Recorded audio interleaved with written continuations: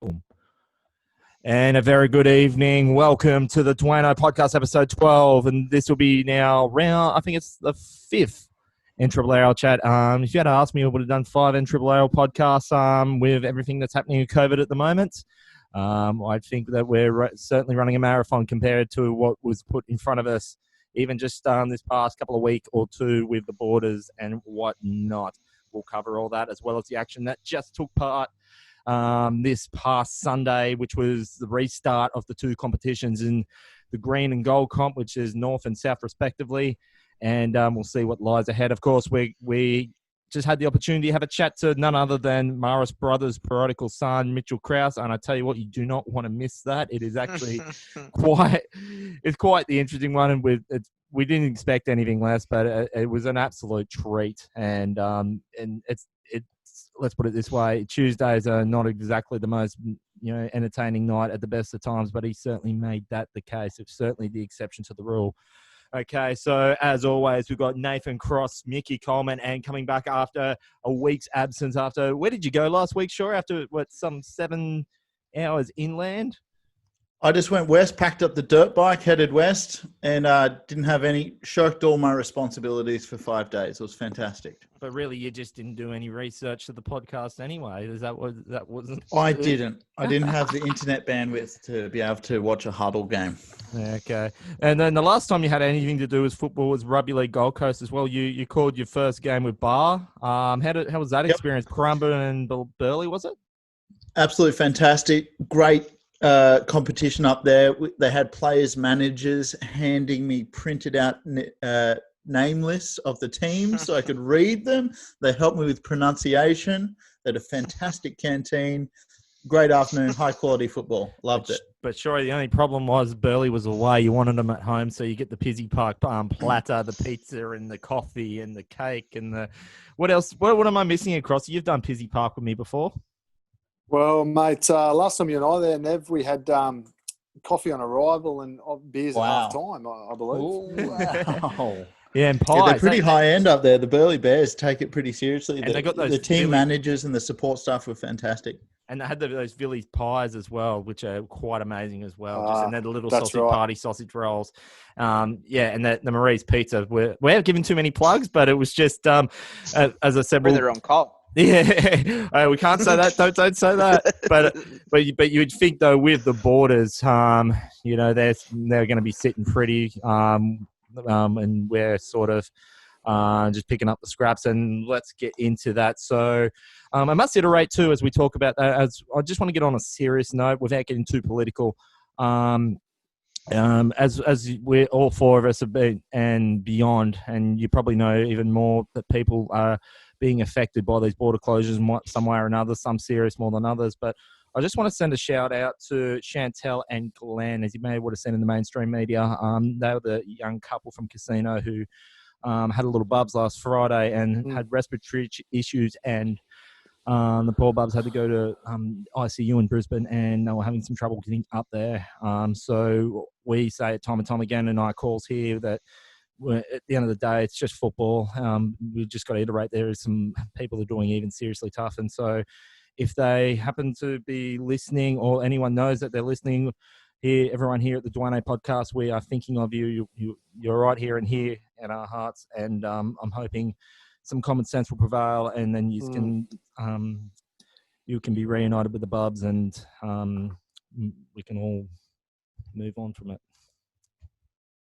Yeah, as we know, a lot of good people in Casino that listen into the podcast, and no doubt some of the rugby league community in the Casino Cougars are connected in some way, shape or form to that family. So, yeah, we do send our best regards there. I can't even imagine having 2 kids of my own, what that would be like in those very early days. It was just horrific. I know, it's just horrible. Yeah, on my trip west, I did spend the night out at Casino and toured all the venues there, and it's a fantastic place to be. And it's affecting so many people and families, this border lockout and this whole virus, and it's killing people every day. So it's tough times, and football brings us a bit of light and a bit of hope and prosperity in this time. So yeah, shout outs to everyone doing it tough out there. And Mickey, did you want to? Yeah, living on the border at Tweed, it's it's really, let's say, affecting everyone. I just feel sorry for the local businesses. Hey, like it's my ideal Friday night is going over the border and having dinner somewhere in Coolangatta or something like that. And we've not sneaking. Well, we're allowed to go, but it feels like you're almost doing something wrong when we do. But they just appreciate it so much, and it just.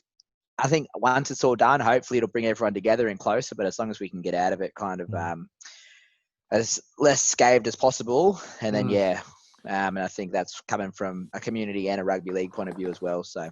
And I just thought I would iterate that because as this is from me, who I'm unable to see my partner who lives at Runaway Bay, and it's been hard. And like even when the first border closure was, she was coming here every weekend for 4 months, and so we talk about that we talk about football and we wanted to continue. But I thought that was one that really broke my heart over the last couple of days. And I just hope strength and love to everyone that's affected with these borders. We will get through this. Certainly we'll get through this. Just stay safe. Everything will sort itself out. And I hope some common sense will prevail. And just that's all we'll say about that. When it comes to the actual football side of things, the Northern Rivers Rugby League competition with the Northern and the Southern Conference, it was just decided this last day or two that the comp is going to continue under the formats of Northern Southern Conference, and the finals. There will be a final series. It will be kept in the North and South Conference. It will be I can't remember the nitty gritty details, but I think it's sort of like, to go, and I'll go into this a bit more further, but it's also worth iterating that Byron Bay, their A graders have pulled the pin for the year. We'll go into that in a bit more detail later on. So they will now have a 6-round competition as opposed to 8. So, and in the gold competition, the Southern competition, that is unaffected. They'll still have the whole 8. So the Northern competition will have a 3-week. They'll have a 3-week final series, and I'm trying to. There's so many numbers and weekends and stuff I've got to remember in my head here. But in the Southern competition, there'll be a 2-week final series. So I'll get all the details up and I'll bring it up towards the end, and then I'll tell you what all that means. But there's going to basically be a Northern Conference Grand Final on October the 11th. And then on the 18th, which was going to be the original grand final, that will be the Southern Conference Grand Final. Not ideal, probably on the surface, might be a little bit watered down, but thankfully it's better than nothing. We have no choice with the uncertainty with the borders, and at least gives the players something to play for. Bloody oath, and not just to the players. I was at Mullumbimby Leagues Club on Sunday afternoon watching them go up against Ballina, and I spoke to a couple. They had a dedicated sponsors and members section for everyone. And I spoke to someone up there, a good mate, Glenn Crusher Abbott, and he said, mate, I was on suicide watch a couple of weeks ago when everything got shut down. This is part of my community and who I am, and I like coming out and supporting my team and being part of the club. And if I don't have any of this on, it's a real struggle for me. It's a big social aspect of my life. And congrats to the NRRRL for pushing ahead through all of this and putting sport on, getting the community to get together. Big ups to that. Yeah, Krause, did you want to?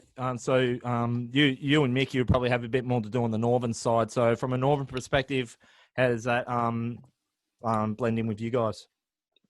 I think Mickey probably better to comment than me, but I think, going back to your point, Nev, I think that there's 4 teams in the Northern Conference now. I think it's 1 will play 4, 2 will play 3 in those semi-finals, and with the highest ranking winner to host it. Mickey, would I be correct in saying that? Sorry, Krause. I've got the details here and I can iterate. So on the Northern Comp, weekend 1, 3 will play 4 on the Saturday. Loser will be out. First will play second. Right. With first the host. Winner with weekend off, and we'll go straight through and host the grand final weekend number 2 on the 4th of October. Winner of 3 versus 4. We'll play the winner in the grand final. Obviously, the loser will be out. Loser of first and second will host. So that's sort of how it iterates. And then you have your grand final on the 11th. In the Southern Conference, there's only 2 weekends. So it's 2 versus 3. 2 will host. Obviously, winner goes straight through the grand final. First will play fourth. First will host. And then that's all pretty well explanatory. But Mickey, sorry to butt in there. So what did you want to add on now that you know the details on the finals? Yeah, I guess I'm one of the biggest supporters of there being a competition this year. I didn't want them to just pull the plug from the get-go, and it has changed up a little bit. But I just from being a bit more on the inside, being on the board at Bilambil, I think with this now it officially puts a little asterisk next to the 2020 competition. I just think if you can't play every team in the competition, if there's going to be 2 separate finals, let's call them. It's just I would have loved to see our Bilambil going against Lismore and those kind of teams down that way a bit more. And unfortunately for the Northern competition, or not unfortunately, but it's going to get a bit stale when we just play Tweed Coast, Coogin, Murbar, Tweed Coast, Coogin, Murbar, and it's almost like it's an 8 weeks final series now instead of a 5 and 3, because we're playing for position from the get-go, and everyone's going to want to host the grand final, and top 4 make it, and the top 4 teams. So it's still good. We're playing for something. We've been loving the local derbies and the crowds and stuff at Bilambil. That's the main reason why we wanted to come into the Northern competition. But it is just it's almost, let's call it, impossible to play those Southern teams given the circumstances. But it's a shame that we're going to have to wait another year to play the Casinos, the Lismores, and all the Uniteds. And Byron Bays even. So and so must it also iterate too? The crowd cap will be still at 500 at this stage. That's looking like it's going to be the best case scenario. And then and I want to iterate too, Mickey, that my idea would have been is to sort of have that final series in a conference like they do in the NBA or in the NFL and whatnot, and then have the best 2, but play it at Seagulls. When I mean Seagulls, I mean Tweed Seagulls at Pickabeen. So as a neutral ground. But I can totally understand why this has come to this. And as I said, some sort of a final series is better than none. And some competition for me is better than none. And hopefully now with all that in place, we can move ahead and finally get this season in the books. Even if it does have an asterisk on it, I don't think that's an issue. I'm with you, Mickey. It's just important that we play, get it through, and gear up for next year. And being creative and changing the comp and moving all around and the players moving, it's good. It's like a training practice. It's good. It's good work to put in and come out stronger. You're going to learn a lot from it. And in 100 years' time, when we have another pandemic, we know what to do. Oh, jeez. You're full of analogies, Shori. I mean, 100 years from now, geez, it is. The Spanish flu is in 29, I think, so 80 years maybe. But anyway, so as I said, the latest casualty of this whole COVID thing that we're dealing with, and they were basically on the back foot from the get-go, considering they are by law outside of the Queensland bubble, but also probably the most affected. They probably have more players from, in Queensland, if not from the Tweed, is Byron Bay. As I made mention there, they've had to pull the pin on the A-grade competition this year, but they still are keeping on board with their 18s now. I must iterate though. I've said time and time again, and I've said it privately, that you can't win you're going to find it very hard to win a competition without having at least 3/4 of your juniors or your regulars who your mates with. I said that in a podcast a few weeks ago, and I think for Byron, it's for me, like I've seen it over the years that. And it's taken this now to maybe realize, well, look, we can't just rely on picking the best players that can't make the Gold Coast League, the best player who's one of the best players that's strapped on the NRL. Like, I mean, with Carney, obviously you'd have him there next year in a leadership role, but they've got all these young under 18s, under 16 from the Ballina Lennox juniors, even 15s who are playing in the finals. Now, they had a hard time of it. Some 4 or 5 years ago, they didn't have those juniors, but now they do. And and which is probably even more imperative that they're playing, I think, under Mullumbimby banner for this year for the 18s. And I would like to see, now that I've seen they've done it with Kudjin and who was the other one there? Who was the other one that bled a lot of juniors lately? I know it was Kudjin. I'm covering their last couple of games, but I'll try and remember who. But anyways, I think next year's got to be their year where they've got to go back to base, because you look at the last amount of times that the team that's won the NRRRL competition, all the times that Bowen have won it, Tweed Coast, Moorlambar, even Grafton in that time when they're in the comp. What do they all have in common? They all have players that have been loyal to their club for many a year. Most of them have been juniors. And when Byron went out under your watch, Crossy, a lot of them were juniors. They were all, went to high school together. They all, jumped in the same car, went to surf. They went to hardcore shows together when the Byron hardcore scene was around. I knew a good swag of those boys from the 08 year. But it's, I think if this is not the wake-up call for them next year to finally just overhaul their squad, get some of these juniors in, and look, I'm not saying that they won't win it next year, but going forward, they must make that change next year. Thoughts? Mate, I'll be devil's advocate here. I reckon under the rules, if COVID didn't come in, Carney had last year to set it up. He brought in a lot of guns this year, and they were vying for top 2. They could have been in the grand final. And at the same time, they are fostering a really good under-18s team, which is proving themselves very strong this year. So it's all good in hindsight, but maybe it was a good plan until COVID came in, and no one knew COVID came in, so I couldn't see it. But it could have been a plan, but it's not. But I agree with you, but I think Shorey, there's two. You look back at it. There's two things I'm going to counter on that. The first thing is their points, the salary cap point system.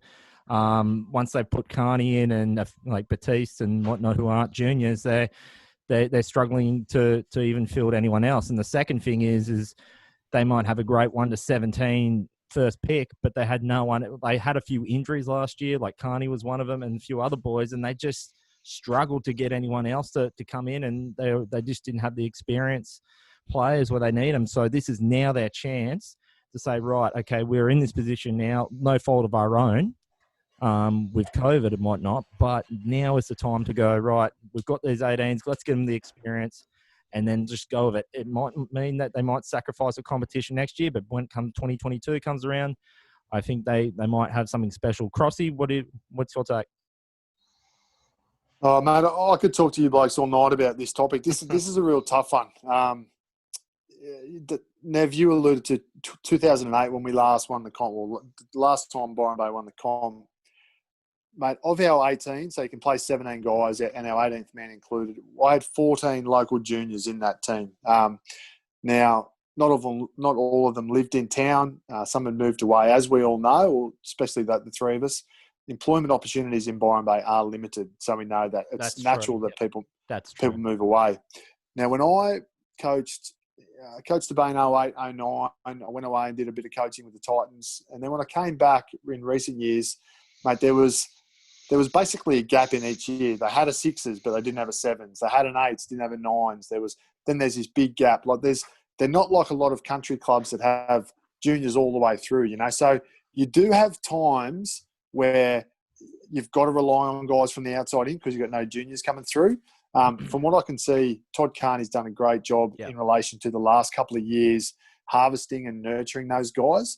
And I think the fruits of their labour will be next year with a sprinkling of some of those senior guys.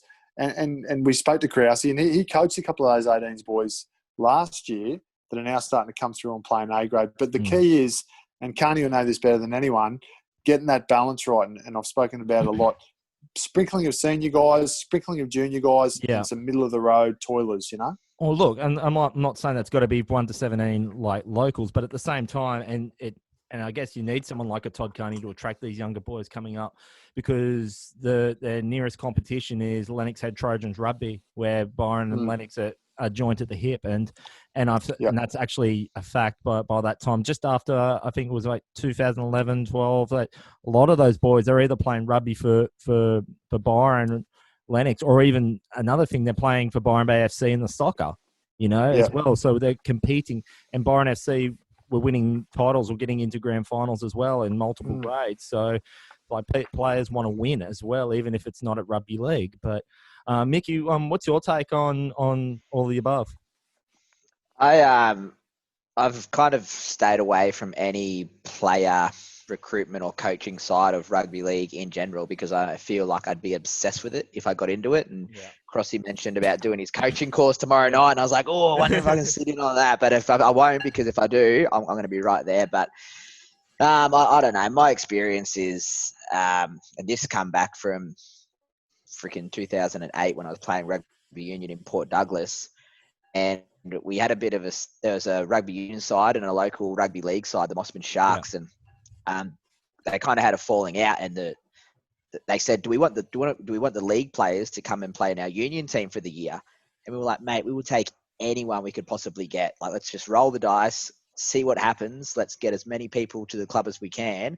And we ended up winning the premiership that year because we just said, yep, let's do it. But the next couple of years we did struggle. But, mate, I'm going to remember 2008 Port Douglas rephrased premiership for the rest of my life. So that's it.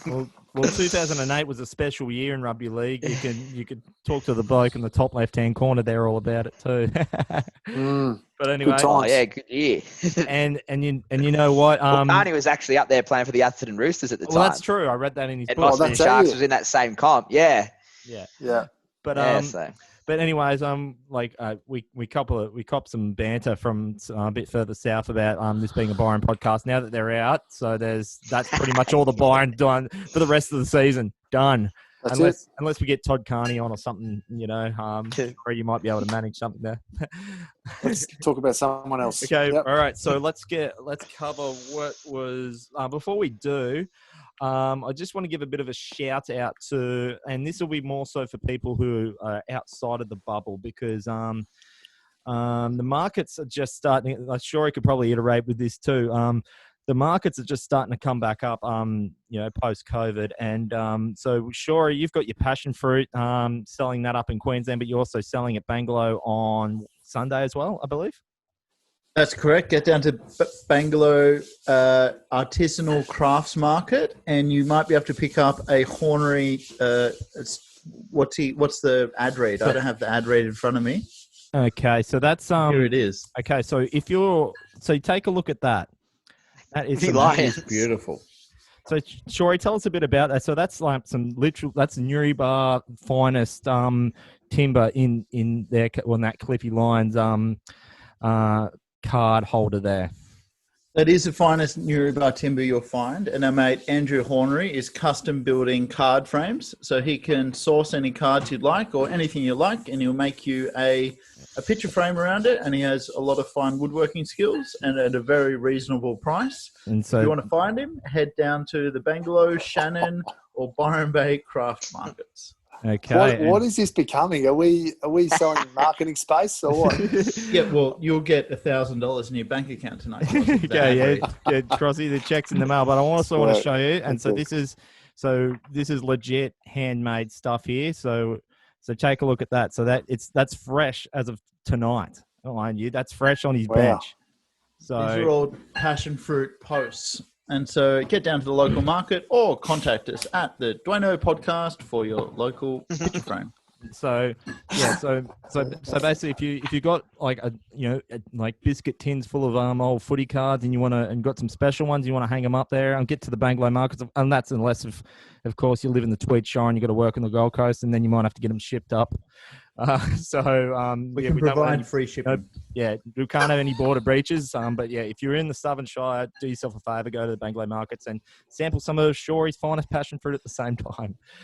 Okay, so that's the plugs. Let's get into the serious stuff. So what was it? Round one of the first round of the split competition. We'll cover the first. Well, actually, I'll throw this one straight to you, Mickey. It was Bilambil v Tweed. I didn't get a chance to look at this game. It was a close one. So the two Northern Conference games were quite contest. The two Southern games were a little bit one-sided. But So basically the mic is because we haven't had a chance to watch it because it hasn't come up onto our huddle pod. Yeah, I just saw it then 25 minutes ago. It came up, but in case it was, I know like the whole competition's had, less preparation than they would have liked, and it's stop and starting, and everyone's affected in every club. But I think one of the main things that got Bilamble on the weekend is we thought we had the bye for the week. And we trained on Tuesday night like we had the bye for the week. And then after training, it was official that rounds 1 and 2 had been swapped.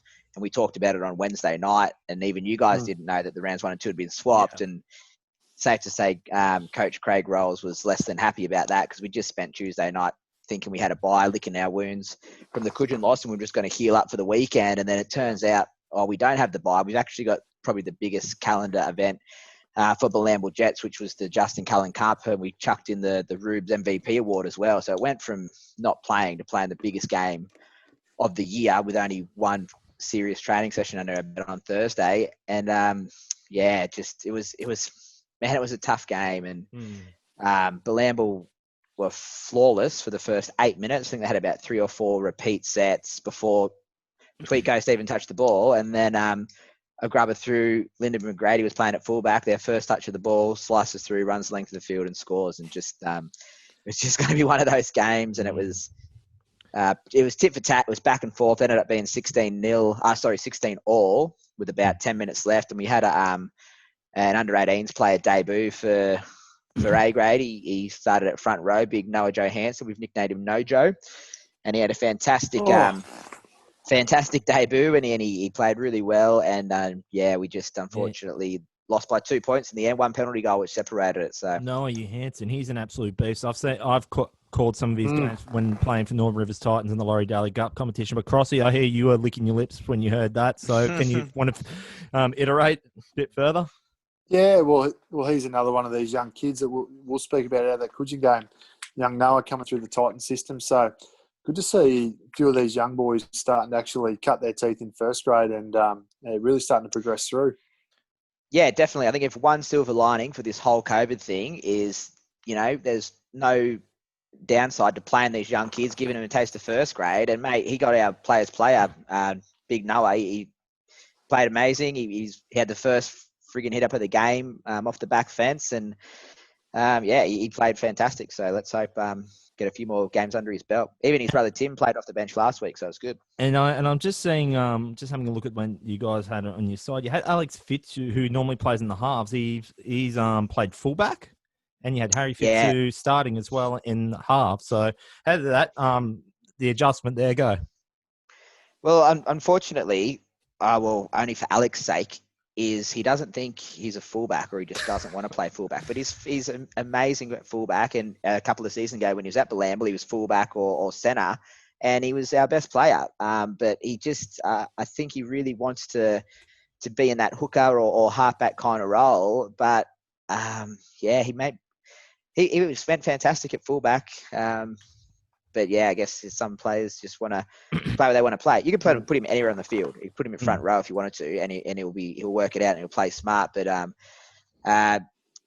it was watching Tweed Coast Raiders when they played McGrady at fullback. You need that kind of other speedy person at the fullback there to kind of match his pace.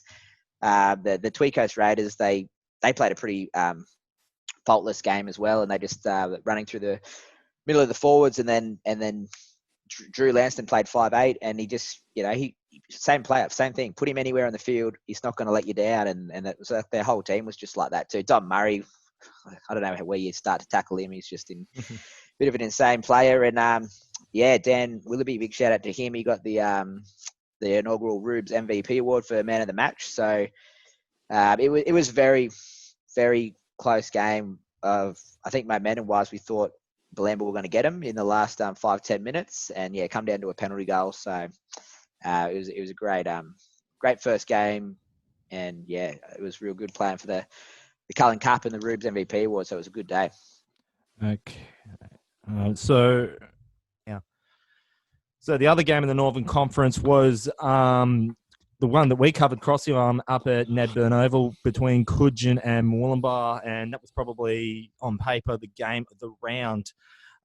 Both teams, as I made mention at the start of the call there, that Even though Coogin had that good win against Blamble the week before, they were both counting their lucky stars that they got the reset button on the table, got reset back to 0. As Mooloombah got off to a fast start, as they did, as I usually have been doing, especially with that game against Blamble. But then I just had that inkling. I had the inkling after watching, it was the first time covering Mooloombah this year, that I thought, despite the fact they were Crossy, that they were 10-0 up in front, I also remembered how Coogin went once Thomas Weaver came onto the field, and I knew the points were going to come. And boy, didn't they come in droves, and including in an unlikely source. Like no disrespect, but to Tim James, where he just had about half the forward pack of the Mooloombah Mustangs just basically push him over the line. But yeah, Thomas Weaver was in fine form, kicked some pretty amazing goals, and of course, we both are in agreements. Once again, Jalen de Groot had another scored one and assisted one. And it was basically just a mirror image how they beat Blamble. They just played an amazing third quarter. More so like the end of the second quarter and the third quarter. Again, they were down at halftime, but they just ran away with it in the third quarter and just took Mooloombah out of the contest. Yeah, well, young Jalen de Groot, he blew the game wide open at the start of the fourth quarter, Nev, didn't he? He scored that beautiful individual try straight through the middle. And actually, I was speaking to his school coach tonight, Brad Davis, PBC High School. They got their big game tomorrow night against Kebra Park High in the Queensland Schools comp. And yeah, he asked me how he went, because he's actually in doubt for that game with a knee injury. Now, if you remember, he actually hurt his knee. He went to the wing for a period, and then he actually went back to fullback. Oh, really? He finished the game. It was heavily strapped, but he finished the game well, and he actually, like I said, helped them get home in the end. But yeah, he's in doubt tomorrow. So Mr. Davis at PBC, not overly happy missing there, but he will, of course, have Tommy Weaver and Parker Bryant, who we both gave raps to on the weekend. And then, sorry, Crossy, but also Ben O'Gorman had quite, I think he scored a couple of tries as well, to memory. Yeah, he did. And I think Mooloombah also, they had no Jack Bishop, and they also Liam Cusack, who was their top try scorer from last year by some margin, I must say. He scored 25 last year, and he had that niggling leg injury during the game. He still scored, a deuce for his troubles, as well as Dylan Smith and Bailey Crompton amongst the try scorers. And Jackson Rahita was also one of the, so 5 tries to 4. Jackson Rahita was the other try scorer. Ben O'Gorman with 2, Jalen de Groot, and Thomas Weaver slotting over 4 goals. Shori, did you catch any of the game on the stream at all? No, Duane, as per policy, I did not. As per policy? Yeah. Which policy is that? The zero homework policy. That's true. So you were just starting with... No, I went and watched them all. I didn't catch that game. I'm sure you guys have. So in other words, were you just studying whether to eat potato chips with gravy or sweet potato chips and gravy with a stone and wood? Was that your decision for the Sunday night, not to watch the stream? Correct. When we get to the canteen roundup, I'll have a lot more to offer. Mickey, did you catch that game at all? Yeah, I was watching a little bit of as Blamble were playing. I did see that Tim James try, and good on him, but he had no right to score that try. And also just a big shout out to my good friend Josh Sleeber, big bullfrog, sizzling Sleeber, 150 games, and believe it or not, I actually played with him in his first game at Coogin. Would have been about 15 years ago now or something like that. So wow. So it was pretty cool, and I thought we had the bye as well, and I go, yes, I'll come down, I'll celebrate with him. But they got the win. They got a cool jersey presentation from his dad, Big Johnny Sleeber, who was also a pretty good footy player back in the day, they tell me. So, and that's just playing rugby league for those kind of moments. Josh getting his 150th game at Blamble, we played for the Cullen Cup, so it's more than rugby league, it's more than footy, and yeah, it's good that we're still. Let's not call it persisting, but we're playing and we're making it a bit more than just, why are these guys just playing footy for footy, because it's a bit more than that. So, yeah. And I must iterate. So probably on the upside too, if hopefully Jalen de Groot's not too badly injured, because, well, in Coogins' sake, they were supposed to play Byron, as I may mention, they'll have the bye as a result of Byron not being able to field a team for the rest of the year. So looking at the Northern Conference now, so that puts Coogin and Tweed. I think Coogin now will be on top with Tweed, and then on for and against by not by much. And then we'll go through round 2 after we cover the Southern Conference, which we will do right now. But okay, so as we move on to the Southern Conference, and so we had Mullumbimby versus Ballina. Sorry, this was the game that you were graced your grey locks to in the corporate box. There we go. He's giving the Mullum Farmers Market a bit of a shameless plug. He's been doing it all night. So, but in all seriousness, though, 42-4, Ballina doing the business. And I said as in last week, I think, as I said, they've missed out on a few of the Intrust Super Cup players and the Queensland Bass players, but I think that's probably been a blessing in disguise, as I said last week, as they're putting up some big scores again. Oliver Regan was on the scoring sheet, 7 goals, as well as a try of his own. Dwayne Anderson, Matt Connor, and Luke Simpson scoring. I think he scored 4 tries. Who's number 4 for Ballina? Luke Simpson. That's it. Oh my God, he's good, and he is so fast. and you don't normally see a centre wearing headgear. I love it. I want to know is if Reece Rich is watching this, if someone from Ballina can write me a message, is he always used to wear a headgear up until about 2 games ago. Now he's let the beach locks out. So if anyone from Ballina is watching, want to let us know why he's no longer wearing a headgear. We love knowing all this useful information. So Darcy Earl was the lone try scorer for Mullum. And you wouldn't think Mullum played all that bad though, Shorey, even though they didn't get that one try, didn't come until like the 78th minute. Yeah, mate, they didn't. Until quarter time, it was anybody's game. Yeah. It was equal ball possession, and Mullum were peppering their line, and they looked right in it. I was lucky enough to be up in the grandstand, in the clubhouse there. There was a lot of hope that potentially this could be the upset of the round. And yet 20 minutes into it, they could have been, but then they just got walked over with some relatively soft tries, but Mullum were in it for that first 20 minutes, and they held their head strong. Yeah, but unfortunately, sure, and we say this time and time again. I mean, unfortunately for your opposition at Ballina, that we say this time and time again, they make you think you're in it, and they do it every time. And then they just, as you went on the podcast last week, but when we spoke to Oliver Regan, he says, we're unsure what Mullum's going to bring, was what he mentioned, and that's just because they're going to. That's what they do. They play textbook football.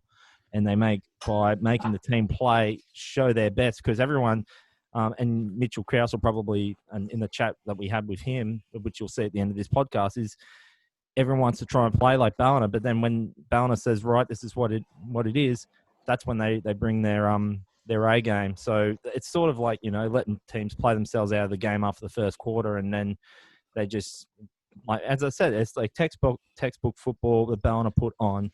And what Mullum did do, they tried to get under Ballina's skin because it was really physical. I did see that. It was heavy contact game, and they were riling up, and they were elbows after the tackles, and there were scuffles throughout the whole game. And I think they might have tried to get under Ballina's skin there, but and as maybe a tactic. And someone did get sent for 10. And I was just in the little pause we had there.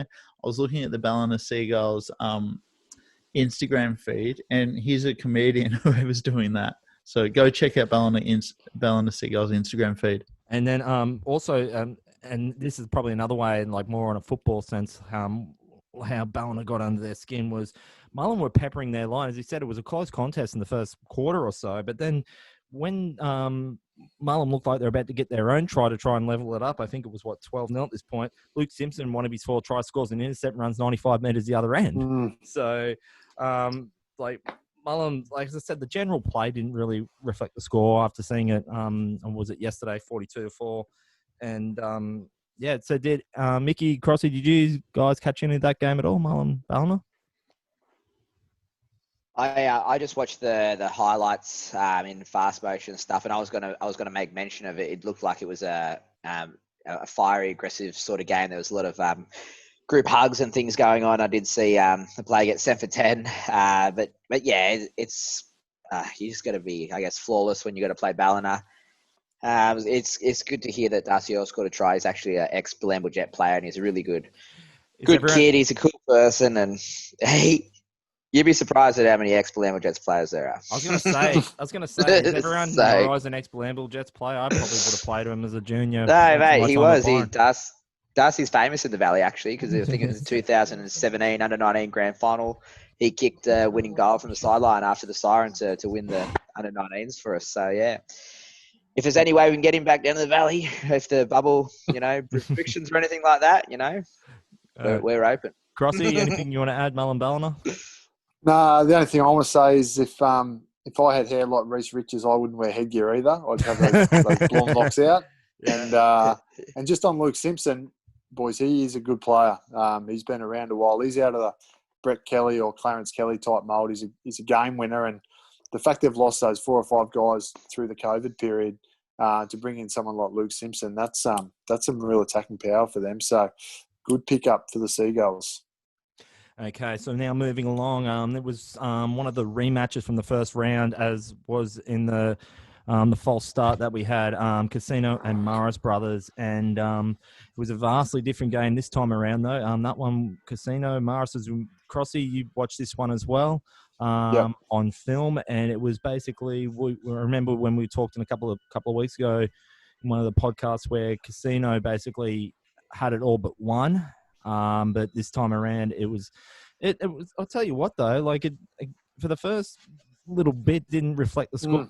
Casino scored the first try, but 52-16. I think it's just the writing's been in, and I've said this in numerous podcasts previous. I don't know if they're lacking leadership with Roy Bell's departure, or the fact that is they're just. I mean, I know I said in the last few weeks that some of these 16-year-olds coming up.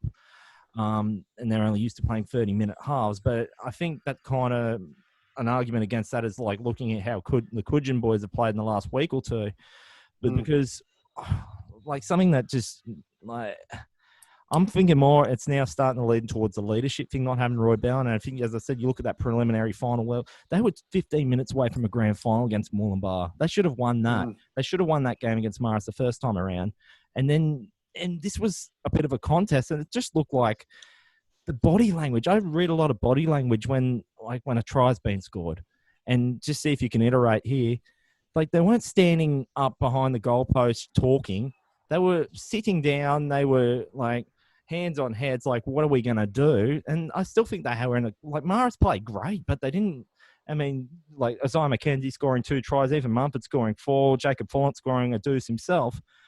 They still had something to play for, but they just, I think it was probably a bit of the fact that they were gassed, but it was just, the structure's not there.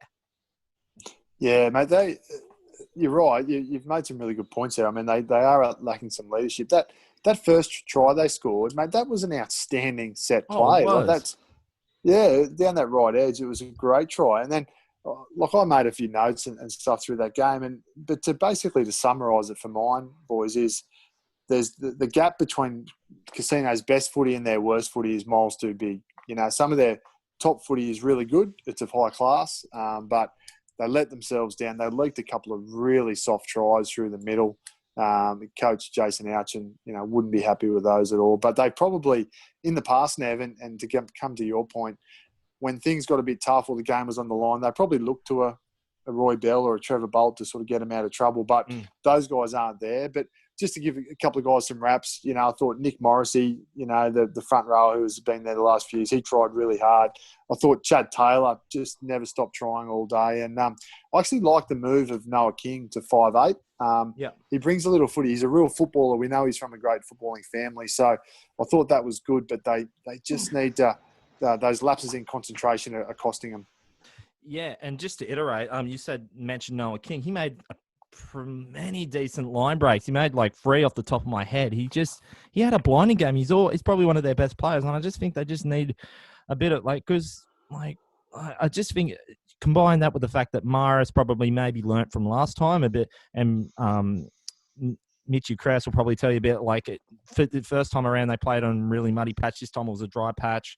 Marist could play the players they were intending to, and they were just thinking, because in the first go around, Marist basically could have put a score like that just in the fourth quarter alone with the amount of opportunities they had. This time they did it because they know that well, look, these casino boys are probably, as you said, missing a Roy Bell, someone in leadership. Like when the chips are down, it's sort of like the Brisbane Broncos at the moment. Like they just like not having some, like just think, look, we're still in this contest. Let's get us out. Like something like Bilambo pulled, when they were 36-22 down. I just feel that going into next year, maybe if Casino can pull up, like they might have to go foreign to get it, but maybe something like, someone like a Roy Bell or someone from that mold to just give the boys a bit of a lift, because they've got some great players there. Let's not just beat around the bush. They've got the majority, like a good swag of these players are playing up Titans under 23s for Northern Rivers, and like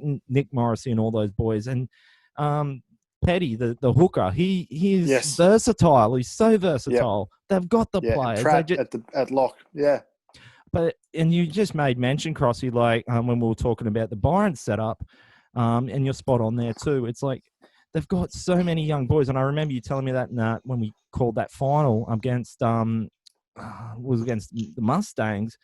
And when I knew that Roy Bell got sent off in that game, I thought this is not going to end well for that. They, as I said, 15 minutes away from a dance against Ballina at Kingsford Smith Park. It was theirs. And I just think when I heard Roy Bell moved on elsewhere, I just feel, I thought this was going to be the way it's going. Unfortunately, it's the case. But hopefully these boys stay together, they get some leadership, and they'll be right. And because I've got some great players there, and I hope they all stay. Shorey, did you catch any of that contest, Casino Marist? Of course not, no. No, he's got a... but there you go. I think you need another week to think about it, Shorey. But, I mean... no, I didn't. Well, hey, at least you want to think about that for a little minute. Yeah. Otherwise, you won't be able to go back to that casino... certain hotel and casino. I did go to casino and make a lot of friends in casino. You probably won't have many more after that effort, buddy. Oh no, I would. I rode past the Casino Leagues Club and paid homage, but I didn't get to watch the game. Okay, Mickey. No, I didn't catch any of the game in the weekend, but it was just when my preseason tips come out. I had Marist Brothers up a bit and Casino down a bit, just because of that only because of the players gained and the players losses kind of thing. It might just have to be one of the rebuilding seasons for Casino, and then given everything as well, like use it as perhaps a reason to bleed some more of the young bloods and the players and just give them a bit more game time. And you got nothing to lose really now. So that's it. But they're usually a formidable opponent down that way as well. So I don't think they are. They'll be right. As I said, they'll just I just think they need to have that leadership, and the rest will follow. They've got the young players bleeding up. Like this, I say the same thing about Coogin as I do about Casino. They've got those young players there, and I think Coogin is where they're probably a bit different to say Casino, as they've got the Josh Salibas, they've got the Ben O'Gormans, they've got the Tim they've got that mold of older players. And I've got Simon Kelly there for good measure, sitting on the sideline yelling. I hear he got sacked from the announcing job, Crossy, this past week, and then he got reinstated at half time. Yeah, he wants to tell everyone that he resigned from the job, but he actually got sacked drinking too many Tooheys Blue cans before midday. Is that right, Simon Kelly? So it's not the fact that he was drinking, it's the fact he was drinking Tooheys new. Let's just put it that way. Okay. Yeah, I tell you what, actually, just on that, I think Shorey mentioned before at Currumbin, he got handed a printed out team list. Well, the great Harrow did that for us on Coogin on Sunday as well. I just want to pay homage to Harrow for doing that. Well done. Yep. If any other clubs want to do that, it's absolutely fantastic, and it'll help us plug your team throughout the week as well in your club. We can't afford a printer at Belamble. We can email it. Money. They're paying too much. And I tell you what, RIP to my liquid paper tape. It was my fifth roll that I've used. So I can't afford it. There's no Office Works in Byron, and I can't go over the border to get any more, so I have to go to Lismore to buy paper tape. So the best paper tape there is at Office Works. So again, no more plugs. But all right, let's wrap it up with round 2 of the North and South Conference. We'll do the North Conference first. So Moolumbar and Tweed Coast, of course, was a rematch from the round 1 contest at Cabot. This will be at the Mustangs ground. I'll tip from you boys first, Mickey. Tweed Coast, I don't know. Just remember, they Tweed Coast play good against us. They play great against Villamble. They're missing some of their key players as well. From the updates you were giving me, Moolumbar were in front against Coogin at halftime, just couldn't close it off. Yeah. They're going to have Moolumbar as their home ground advantage, but Tweed Coast played well at Villamble last week, so I don't know, Tweed Coast. Okay, and Crossy. Yeah, just put me down for what Mickey said, because that's how I feel as well. Yeah. I've got no idea. Toss a coin again. I'll back the Raiders just because Linda McGrady's playing there. And Shori? I back Murbar. Okay, throwing a spanner in the works as always. Love the town. They made the grand final last year. Mustangs. Okay, Welcome. I'm gonna say Raiders only because Murbar they've been a bit shaky. They've dropped points where they should have won. I think despite as well as good as Coogin played last week, I think Moolumbar, watching them play of previous years, would normally have won by 30 when they've been leading by 10 after about as many minutes. But so I think once they into like Raiders, they've showed they can play 80 minutes, and even if it doesn't look pretty, but Moolumbar, there's been two occasions to my mind where they should have won games and let them go. Home ground advantage might make it a bit, will make it a bit tit for tat, but I will say Raiders. Okay, so that's the only game in the Northern Conference because Coogin Byron was the other schedule, but Byron of No, we play Coogin. Oh, We're playing Coogin. You're playing Coogin. We thought we had a bye last weekend and we played Tweed Coast. That's right. We thought we had a bye this weekend and we played Coogin. Well, there we go. So that was from 2 weeks ago. So, so a rematch from 2 weeks ago. So, as I said, we'll put you down for Villamble. Yep. Okay. We're not going to even go into that. Save some time. Crossy, Coogin, more Villamble. Last time I tipped Villamble, they didn't win. Yeah, I'd have to. Sorry, Mickey. I'm going to have to tip Coogin, mate. I think It's all good. Sorry. I'm going to tip Villamble. I'm backing Mickey. And, yeah, could be on the right side of history here. Okay. All right. This is going to be a tough, because it was a bit like Villamble were the better team that first half, and Coogin really just won it in one quarter. Then with Jalen DeGroot and Thomas Weaver, it's a tough one depending on how Jalen DeGroot pulls up with that leg injury, not resting one player. Where is it at, Mickey? Coogin. Coogin, yeah, I'm going to say Coogin. Close one though. I think it could be a bit more tit for tat than just just being one in the third quarter. But let's go to the Southern Conference. I'll just bring up the draw here. Mullum and Northern United at Mullumbimby. So that is also another rematch from that first round. Mullum just winning by a couple, and they're at home. Shori, you're wearing your Mullum shirt. I'm guessing that's where you're going to head as well. Yeah, but not just because of that. I think they put in a good effort despite the scoreline on Sunday. At home, they've got form. They're going to want to win. Mullum. Okay. Crossy. Yeah, I might tip the Giants too with no confidence. I don't know who's really playing for them since they've lost a few of those boys up there, but I'll tip the Giants, Nev. And Mickey. They're playing Northern United, sorry, did you say? Yeah, that's right, at Mullum. Yeah, I'm going to tip Northern United.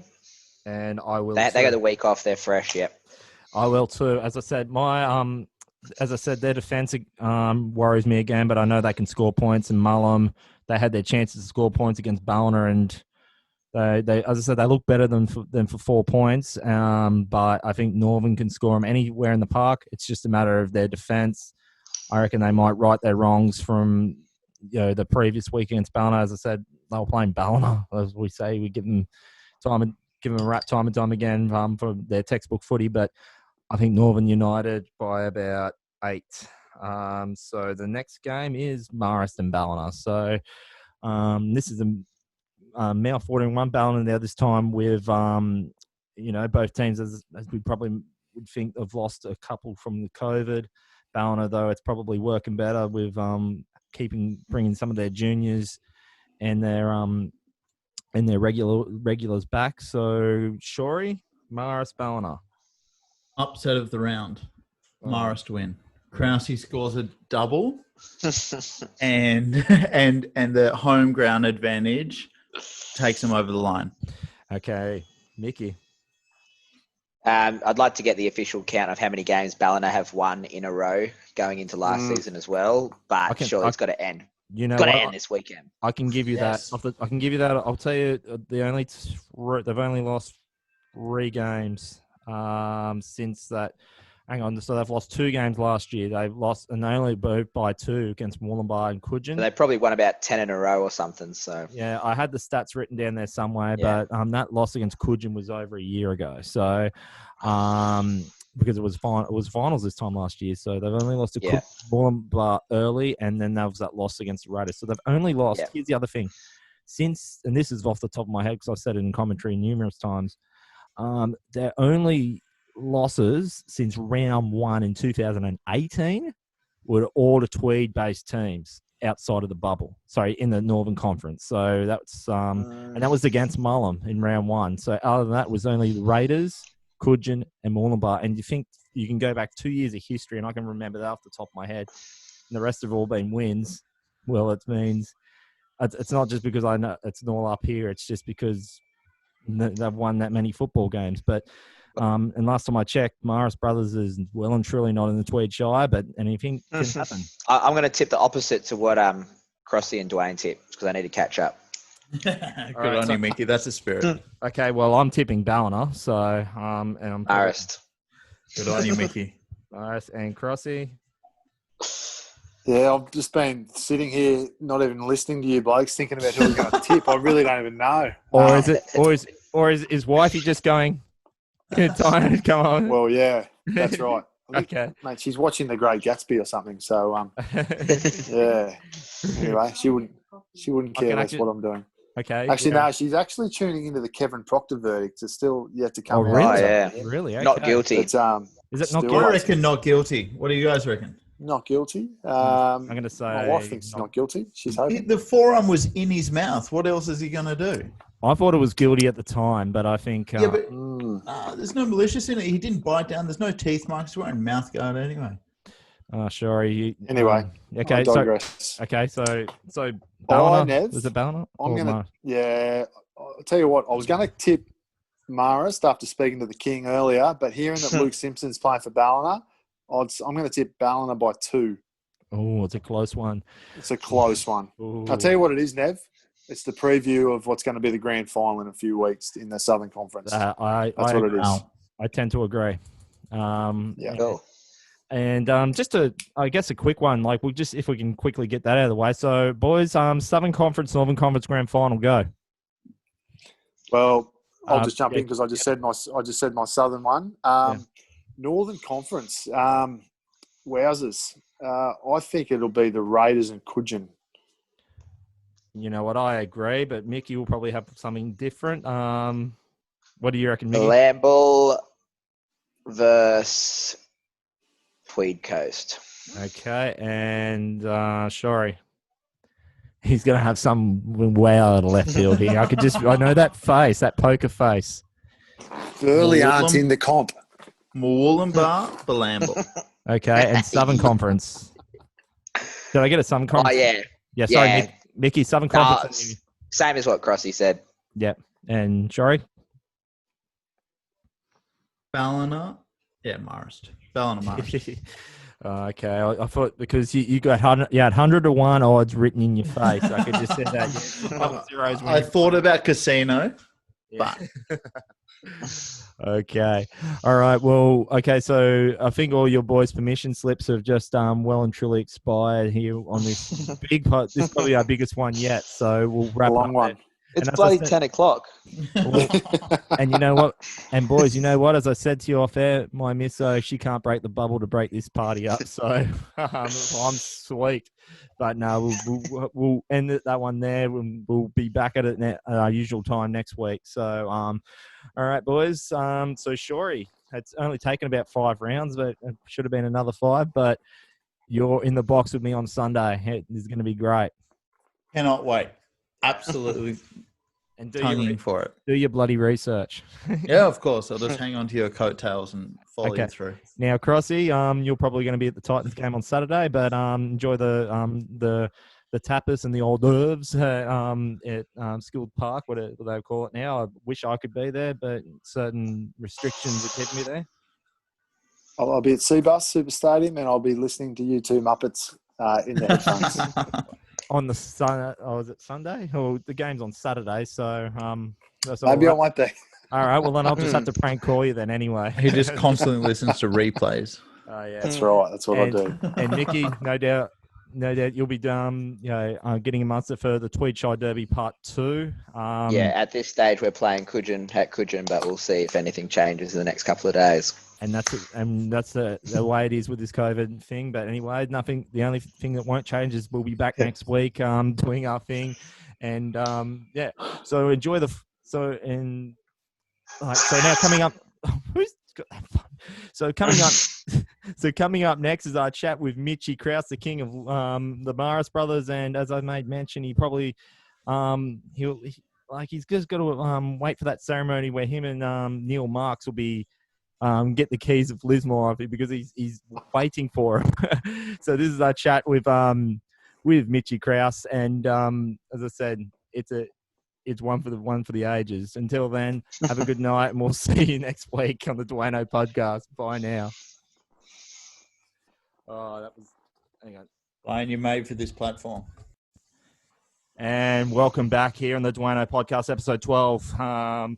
Here on a Tuesday night, which is very unusual, but we're going to make this Tuesday night somewhat exciting. As they say, Tuesday nights, you're in bed by 5 o'clock. But what other way to make it more exciting than having none other than the prodigal son of the Marist brothers, the king of Mitchell Krause, joining us on the show here after his first season back at his.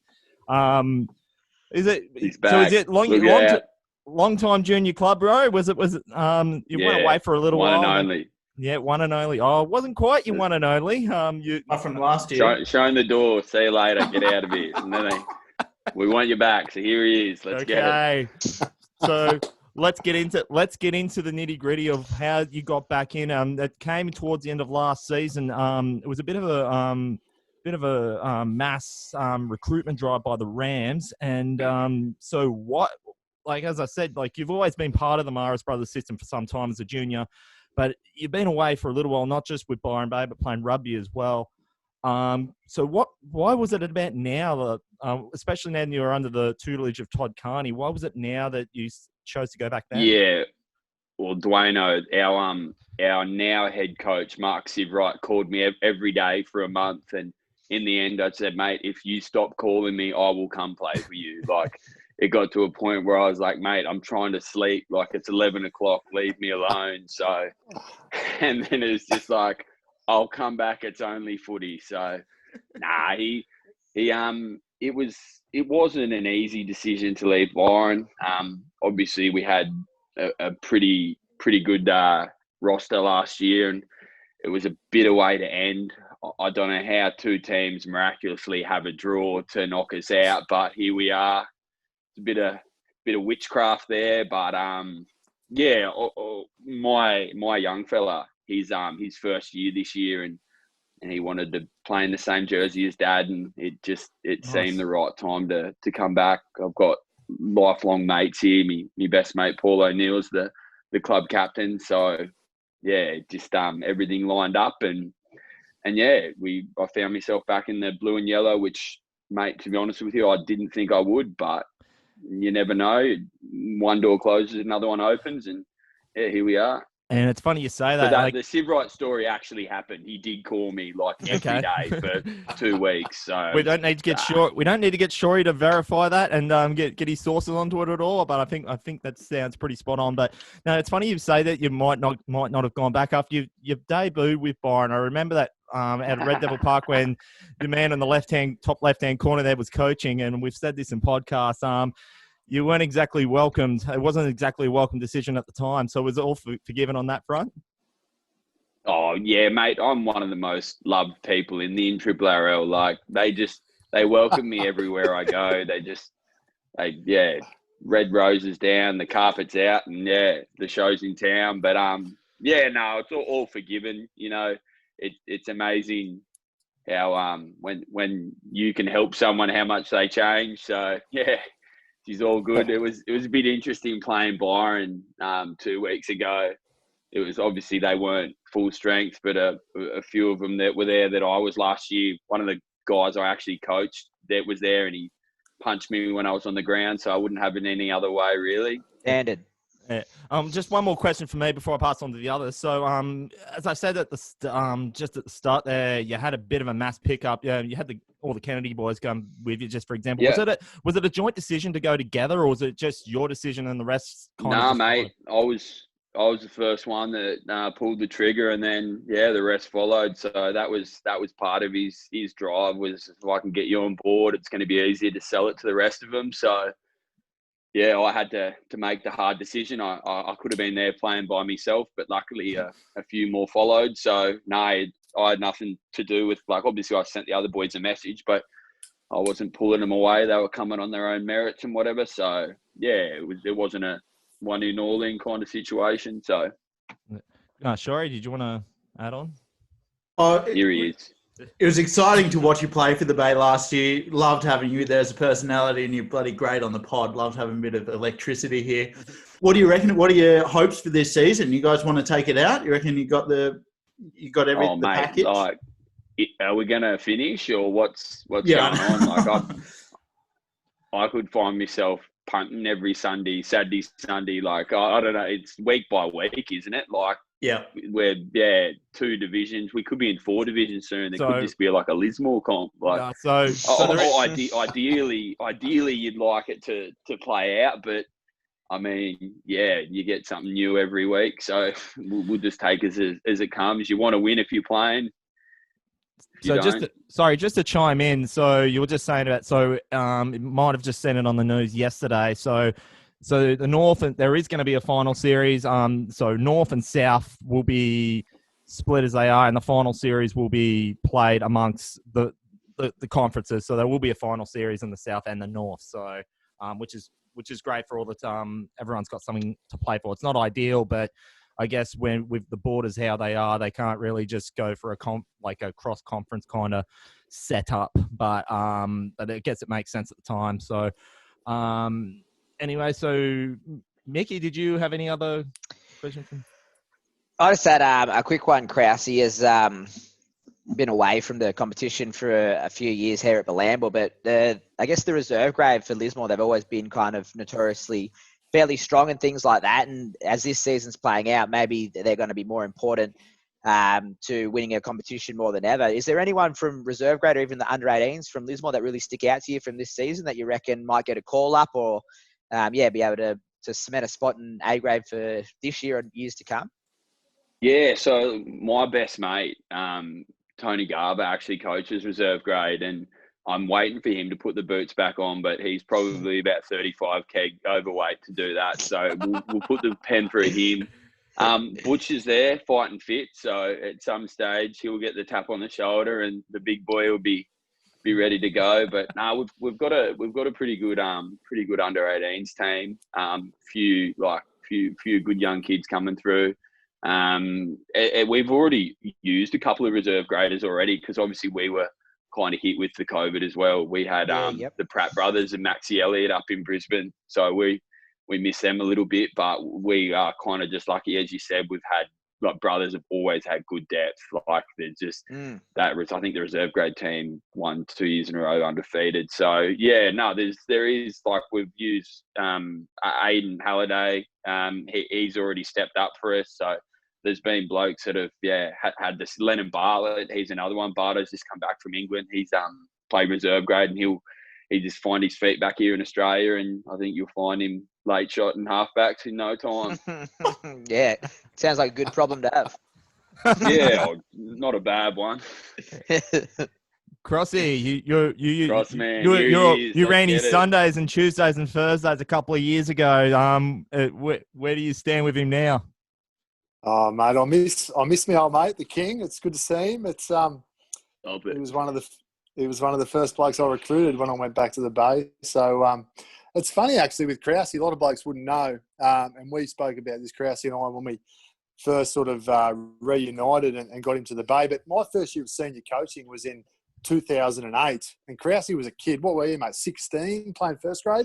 Yeah, 16 or 17, yeah. Yeah, still in high school. And he was still in high school, and I was a first year coach. I just finished playing, and we're in a major semi-final against brothers, and they roll out this 16, 17-year-old kid, Mitchell Krause, at fullback, and he handled it pretty good, and we put him under a bit of pressure, but he gets most blokes offside the way he carries on the field. Probably no one's even noticed. On games, yeah. Hey, as the old man said, it's amazing how fast you run when you're scared. I was like, yeah, thanks, Dave. Cheers, mate.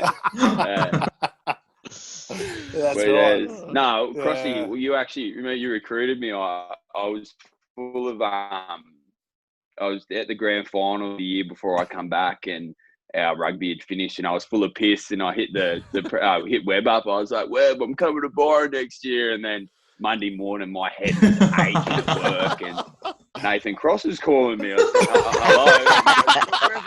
And then we're sitting down at Lennox Head having a talk, and it's just going in one ear, out the other. And I'm going, Headwood's footy, let's go. Like, couldn't even see straight. Yeah, let's sign it up. Let's get it. Yeah. Here we are. Let's put this bit of paper in front of King now, so he's locked in, and that's what happened. Yeah. The rest is history. Go the Bay. Obviously, it was a pleasure coaching. Sorry, Nev. Crossy, I was going to say, who bought the beers that night? Did you get him on the Stone Woods? Because that would be enough to knock around even a veteran boozer. I couldn't. Coffees, mate. I couldn't. We had coffees that day. I struggled buying Krause a beer because I'd be at the bar and he'd be sitting up on a roof or somewhere like just he'd be just gone AWOL. So I didn't know where he was. The old Byron Bay clubhouse roof. If he could talk, mate, I tell you what. Thank goodness it can't. I'm with you, mate. On a serious note, how have you been? You've been happy with your own form this year. Like, how do you feel you've been playing? Yeah, well, mate, I was probably come January or February. I reckon that's the fittest I've been since I was up in Queensland. Like, Civvy absolutely caned us, and we went up and played in the nines comp up at Burleigh, and we got knocked out by Burleigh, who ended up winning it. And, mate, yeah, I was feeling real good. And then once everything kind of hit, mate, I got comfortable, and I didn't do an ounce of running for that 6 or 7 weeks, and it showed when we started training again. But I've slowly, like, the no trials probably wasn't ideal. Like, as you probably know from reviewing our first game against Casino, we started pretty slow. Like, it was a muddy day, and mate, I'm not a wet tracker. I need a hard track, and I'm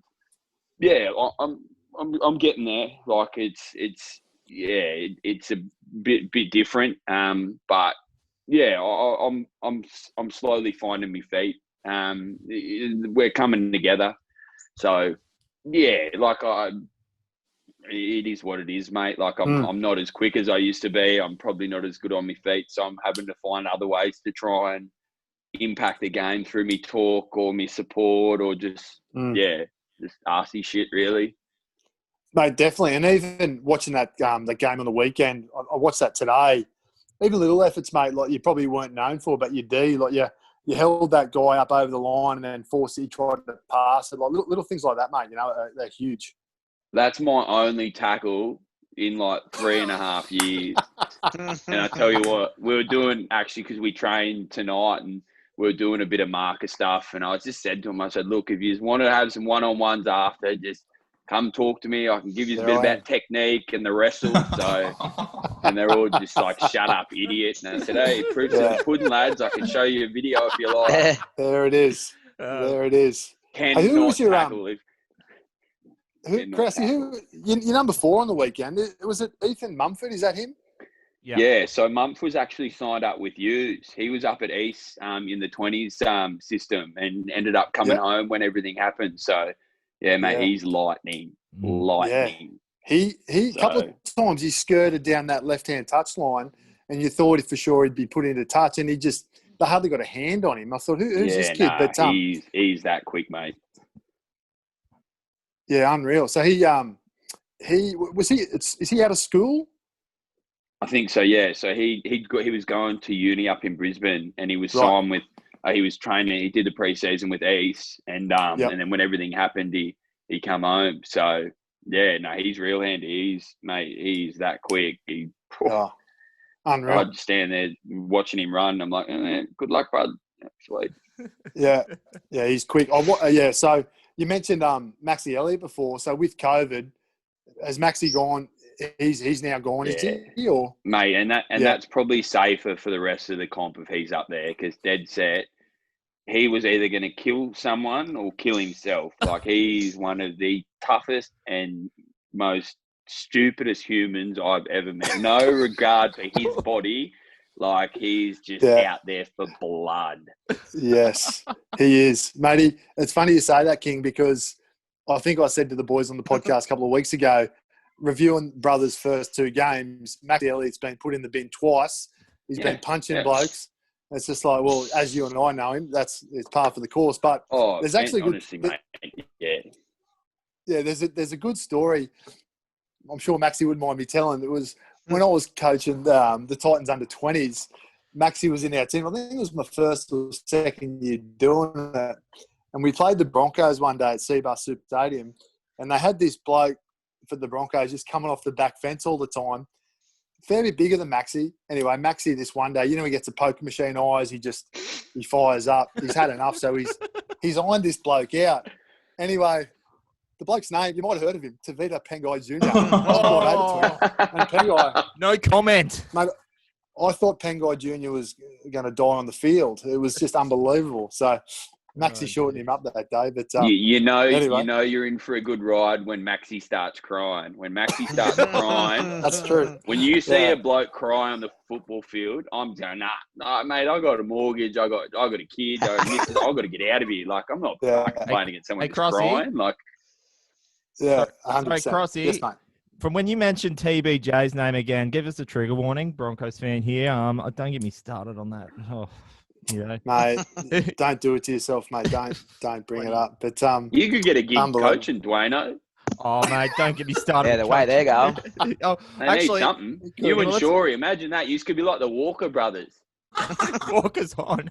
Spread out. I'm down for it. I tell you what, I've had some better tactics after I was at the night before. We covered Coogin and who we get Coogin and the Mustangs on Sunday, and I was there with the missus up at the Salt Bar at the Kingscliff for a couple of days and was watching the game on telly, and I was there sitting with one of her girlfriends who obviously doesn't have much. Well, she doesn't have much to do with football, and she even knew that the Broncos were sucking at the moment. So it's like, so I can't do any worse, I dare say. But anyways, I'll leave it at that. Oh, believe me, mate, there's more to come. It'll get worse. Oh, mate, the blinkers are shut at the moment. Trust me. But it'll get worse. On a serious note, you're lining up against Bell again for another rematch back to back. Like after you had the one with Casino on home patch. Put a decent effort in a few weeks ago. Just fell short. Ballina starting to hit their stride a bit. Where do you think you can get the W in this one? Mate, we're open to ideas. So what do you got? I'll just go whatever you need, mate. What do you got? Sorry, mate. I'll just go and get I'll just get Mick Foster's number at the book there. I know he's with Byron now, but he might be. Well, he's not. Well, Byron's up there. So honestly, mate, they've been the top team for the last however many seasons. So I guess you take it head on. You just they're mobile, they're fast. Like there's not many. Yeah, where do you've just got to don't make mistakes. You got to play like Ballina to beat Ballina, and it's easier said than done. So. Yeah. I mean, you had Ollie Regan on last week, and I watched a little bit of it. If he's not the class act of the comp, then I don't know who he is. Like, and if there's one bloke that I wouldn't be dirty about, use blokes getting on before me, it'd probably be Ollie. So I'll let you off this time. Well, let's put it this way, mate. He's one of the nicest blokes in the world too. There's not many nice things about Ballina, but Ollie Regan's one of them. Ooh. but you got to remember, mate. What are they going to do? Well, you got to remember. Just remember one thing: the bloke who runs the Ballina Instagram page is a big fan of this show. We have a little bit of banter each week, so I think you've just you throwed some salt down and you throwed the chicken foot down, so to speak. So we'll see what he comes up with. It gets to a point, Duaneo. Is what are they going to do? They're going to hit me high. They're going to hit me late. It happens anyway, so I might as well just cop it sweet. But speaking of that, no, it'd be a good game. It'd be a good game. They're always tough. They're good bunch of fellas, and they play hard. So it'll be a good game. Well, it'd be interesting to see what they roll out. Obviously, they had a few COVID boys too, so it should be a good local derby. And I'm just ending on a lighter hearted note. So you say about getting hit hard. So So as I was bringing up that first game for Brian when you played against your old mob, or at the time, Marist, I remember watching that game. You scored a try and then you got hit after you got love tap at the back of the head. Joey Gordon. So what's to go with that? So an ex-Byron player hitting, so and then he's one of my good mates. He's an idiot, Joe. Crossy knows. Crossy, when we were at Byron, Joe used to take my phone and message Crossy drunk, "When are you going to give me a game, you dog?" Pick him in the red team. He did. Yeah, true story. And then he messaged Sattler too. And then you scored. Didn't you score a second try and then Joey Gordon picked you up again and then dropped you? Or how did that go there? I caught the ball in goals and Chris King hit me that hard. I nearly went into the Another pavilion. ex-Byron player. Yeah, they love me. Yeah. And it's all good. Water under the bridge, mate. So I put it this way: if I played against me, I'd hit me too. So good times. It's a bit of fun. It's only footy, country footy. Blokes take it too serious. Exactly, mate. And this is what we're here on the serious show. Things happening. Sure. And if you're stupid enough to let me get in your head, it's your own fault. Sure. Anything else you want to wrap up on before? Not much, but I reckon it's going to be, after watching Ballina versus Mullen last week, they lost to 6 players. I reckon Marist are in a red hot shot with this. Game of the round, I'm calling it. Wow, there we go. And there's only 3 games in there, 3 or 4 games, so a lot of competition. Imagine if there was only 3 horses in a race, Krause, the odds. I tell you what, mate, I'd find the winner. YTP, baby. YTP. Give us a plug. Let us see your shirt, Krause. If you can't see your shirt, give us a plug. There we go. YTP. On Facebook. Cheap. You like tips? Come get it. Easy. Love them. Gamble responsibly. Gamble responsibly. Hey, Krause, I just had a thought. How many hits does that video have now? I'm not a good person. Crossy. Nah, mate. This is a football podcast. We don't need to be getting into live stuff. Come on, mate. How many hits? Into live stuff. Oh, mate. I love it. 600,000 or something. All righty. Okay, so... All right, so we'll wrap it up there. So, Krause, have a great game against Ballina on Sunday. It's a pleasure. Good to see you. Yeah, as I said, let's do it again probably next time we'll put the MA rating up and we'll make it better. Mate, I will talk anytime about anything to anyone. So it doesn't matter what it is. Crossy knows, just my phone line's always open. Let's get it. All righty. Stay out of trouble, sure, yeah? Stay out of trouble. Brother. Thank you. Okay, so the best. Okay, so that was Mitchell Krause, Marist Brothers legend, the king, as so to speak. Probably have the city of the keys. Well, he probably have to fight Neil Marks for the keys of Lismore. Or he's probably in waiting if he hasn't got them already. So, so that wraps up the NRRRL podcast, or the Duaneo Podcast, episode 12. Enjoy the games wherever you be. Subscribe to the channel either on YouTube, or if you want to listen to it audio and not have all us here, just so we can be hidden from it all, just go to Spotify or iTunes and subscribe there. Have a good night, and we'll see you on Sunday. Bye now. All right. Hang on, I'll just get it over here.